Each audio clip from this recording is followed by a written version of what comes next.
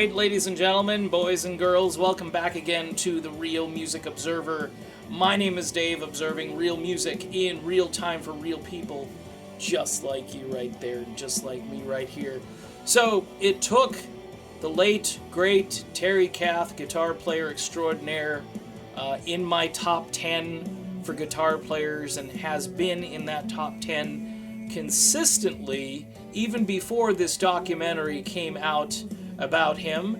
It took Terry, though, to get original member Peter Cetera and the rest of the band Chicago to sit down, unfortunately not together, but they all ended up talking to his daughter Michelle, who more or less went on almost like a spiritual fact-finding mission to learn more about her father. And I found the documentary absolutely fascinating on several fronts. First of all, the luminaries who appear in this video.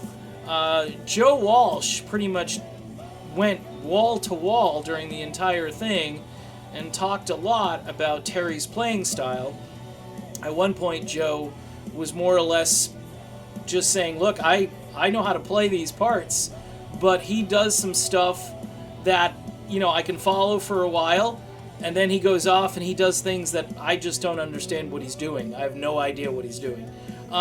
From my perspective, if you really want to watch Terry Kath blow, your mind right out, go watch the Chicago live concert from Tanglewood out in western Massachusetts.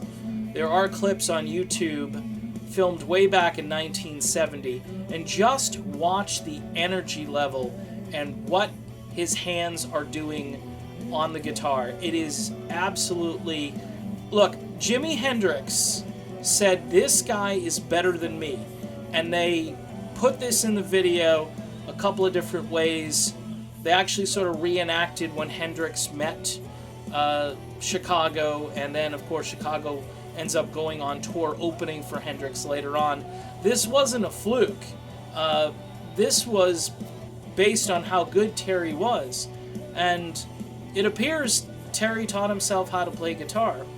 The other aspect of this, like I said, is the fact that Peter Cetera sat down and, he makes this claim that, when me and Terry, when we were locked, it was something else. Meaning that when Peter's bass and Terry's guitar were doing their thing, it was magic. And I'm not going to argue with that. It's kind of funny that Cetera ended up being this almost Barry Manilow character in his later years, where he started out as a truly fine bass player and a wonderful musician all around, but then he got a taste of the life of the ballad. And what's interesting is Robert Lamb makes a phone call to Terry Kath and says, hey, we've got to really start playing our hits, to really, do well on our next concert tour.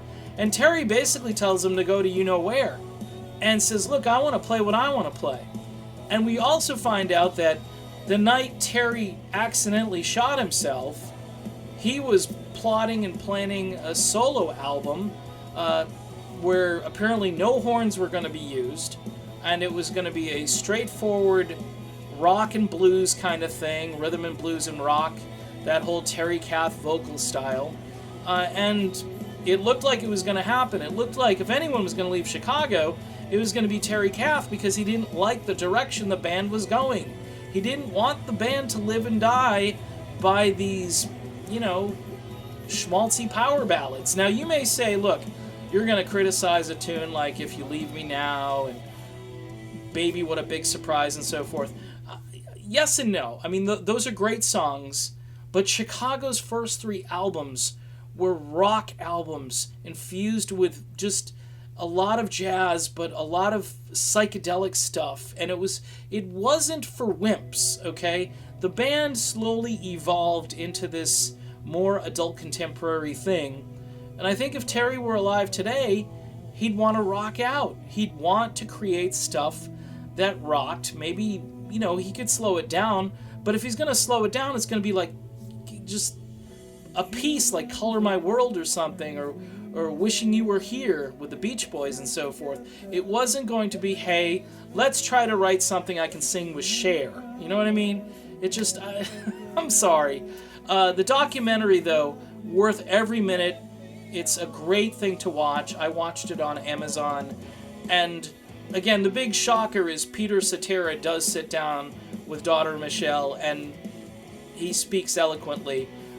One of the hardest moments for me to watch, though, in the sense that these guys are still so broken up by Terry's not being here, they credit Terry Kath for more or less saving their lives, saving their careers, because his death to them kind of signaled that they had to really take life more seriously and to clean up their acts, and it would take them several years during the Foster years, and even I think after that, probably the 1990s, when things really got to be different, where they could put all of that stuff behind them.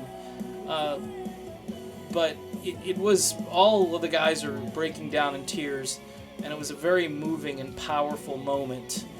Definitely worth watching.